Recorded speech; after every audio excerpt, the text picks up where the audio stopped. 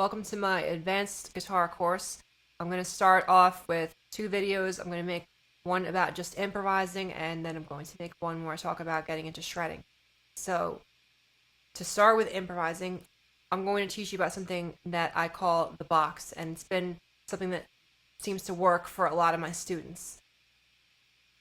So I'm going to assume that, since you're here for the advanced course, you already understand the basics of how soloing, improvising is something that you can start by just taking the notes that are in a scale and then just rearranging them. So I'm just going to assume you already know your basic major scales and that you get the idea of how to just take a few notes in the scale and then just rearrange them.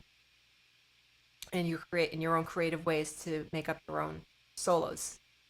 Now, let's say as you're going through the fretboard, you're trying to learn all the notes in a scale across the entire fretboard. You want to know how to find every note in the key that you're playing in across the whole entire fretboard. You want to be able to just look at the fretboard and see them all. Now that takes a lot of time to work up to and a lot of many hours of practice. But as you're going through a scale, you're doing a solo. Maybe you get lost every once in a while, and you suddenly don't know if you're in key anymore or not. You're not sure, which notes you should play next is to remain in key. So the box is something that's supposed to help you keep your solos going, so you don't have to just stop and start over again, but you can just keep the solo going and find your way back to being in key. So this is the way the box works. Let's say I'm going to play in the key of C. You need to know where C is in as many areas of the fretboard as you can. So, for example, and I have a 7-string guitar here. If you're not familiar with 7-string, just this one note here, this one string here, just ignore that one. And then down here, the other 6 strings, that's what you have. Okay? So, if you're playing a 6-string guitar. So now C, you can find it third fret on the A string. You can find it 8th fret on the E string. You can find it fret 10 on the D string. You can find it on fret 1 or 13 on the B string. You can find it on fret 5 on the G string. Now, the box is something where you can always take your root note and play 3 notes that are right around it. There's 7 notes in each major scale. And this will give you the ability to just jump back to 4 of them whenever you need to, just go back to 4 of them because you're trying to keep your solo going and you don't want to you don't have to start over again after you get a little bit lost. So you got C here. You can always use the note right before your root note in a major scale, which means in this case you can always use B. You can always use because the last step in your major scale is a half step. It always goes whole step, half step, whole step, half step. So here I've got C, and I've got C and B. And by the way, I'm not, going to be playing at 100% right now. When I'm really playing for real, I'm always standing up. And right now I'm in the middle of talking about it. So really what I'm doing is more for the sake of the lesson than, showing off what I can do. So it's, not going to be me at 100%. Now you can always find C and B. For example, you take your root note and the one right before it, and then you can always find the 2 notes right above on the next string, same frets, but on the string right above. So in this case, the A string would be the one where you found C, and then you could find the 2 notes that I'm talking about on the D string. So right here,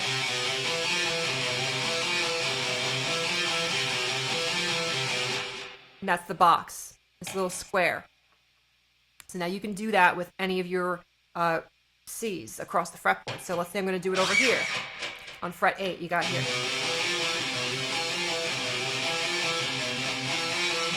And then you can do it on fret number 10 on the D string.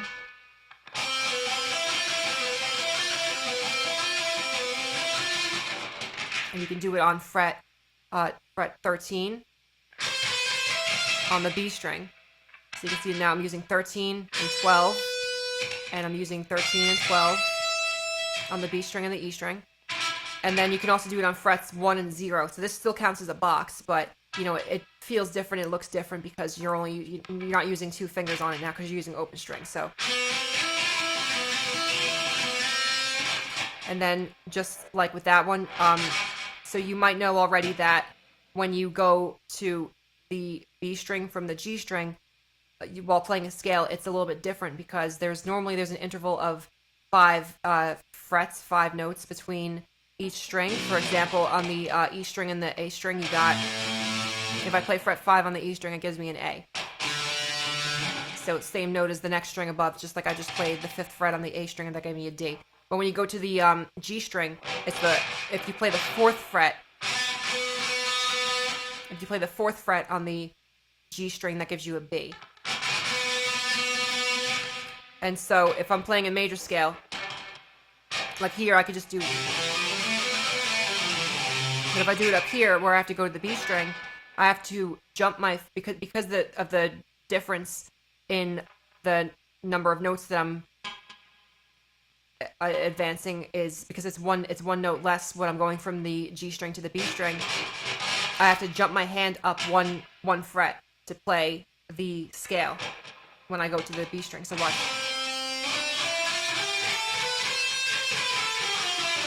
As opposed to just going like this, like, and then playing these notes, I have to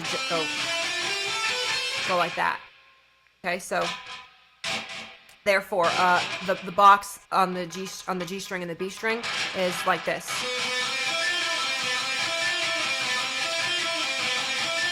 I have to jump my finger up one position when I go to the B string. So anyway, the idea now is that with the box, you can be doing your solos. You're trying to figure out how to stay in key. You're trying to get used to memorizing the notes across the fretboard and understanding how to stay in key. And you're just playing something, and also you get a little bit lost.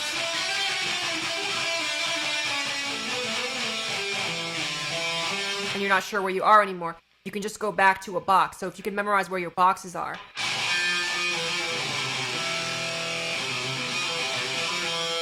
then all of a sudden now you're back in key again and you can keep your solo going, so you don't have to stop. Now this isn't something that I have to use anymore, but it's something that I used when I was first learning how to solo. So now, eventually, once you get used to the box, I like to take it and turn it into the rectangle, which is something where there's going to be 6 notes instead of 4. So you've got, the box right here, and then you've got, this is on frets 2 and 3, on the A string and the D string. Well, now I can use fret 5 as well. So a whole step above fret 3, being 2 frets. Now I have 6 notes, and now it goes from just being a square, like a box, to a rectangle. So now I have this.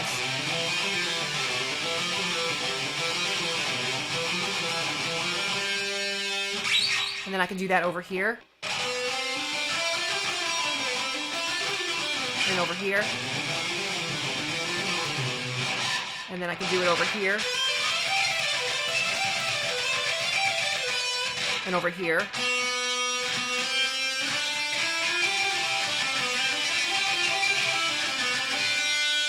And over here. And of course, for every box / rectangle that you have in the first octave of the fretboard, you can find one in the equivalent second octave of the fretboard. So for example, I could find, instead of 2, 3, and 5 on the A string and D string, I can go to, you add 12 frets because 12 is your octave fret. So, 12 being, for example, A on the A string. If you go to 14, that's going to be the same note as 2, only an octave higher. So instead of 2, 3, and 5, I could do 14, 15, and 17. And that would be with the rectangle 1 octave higher. So you've got, another rectangle for every one that you've already got down here. And so ideally, you want to be able to just keep playing and playing, and so that you're learning the fretboard and learning, what note is what. And just use the rectangle whenever you get lost, and that way you don't have to stop and start over. You don't have to completely lose your train of thought. So again, let's say I'm just playing and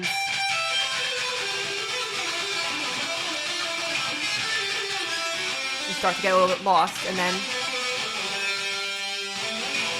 you find your rectangle.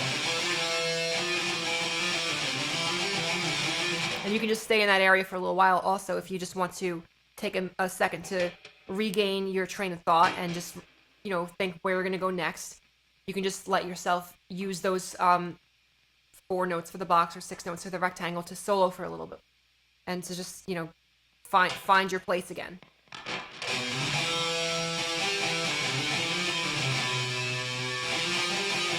And then you start to branch out again. So anyway, the rectangle accounts for 6 of the 7 notes that are in a major scale. So of course you want to get that 7th one in there, and I'm going to make another video about that at some point, but I think this is going to be something that will help people if you give it a chance. And I mean, it was useful for me, and it's been useful for a lot of my students. So I'm going to make another video about shredding in a minute. It's just if anybody wants to do a private lesson or something, then just leave a comment and we can do it like over a Zoom call or whatever. If you just want to leave a comment and ask a question, that's fine. You can just do that, and I'll try to get back to you. So also if you did want to do a private lesson, of course, there's a lot that you can get out of doing a private lesson that you can't get out of just doing a a one-way conversation like this, where I'm just doing a tutorial video. So I mean, I'm going to do the best I can to help people out with these videos, but the private lessons, of course, there is a advantage to doing that. So, but again, feel free to ask me any questions. I want to, these videos are free, and I'm happy to help in whatever way I can just with this. So I hope you found this enjoyable. I hope you found it helpful, and I'm going to be making more of these. So if you enjoyed it, then I hope you stick around, and I will catch you later. Thank you.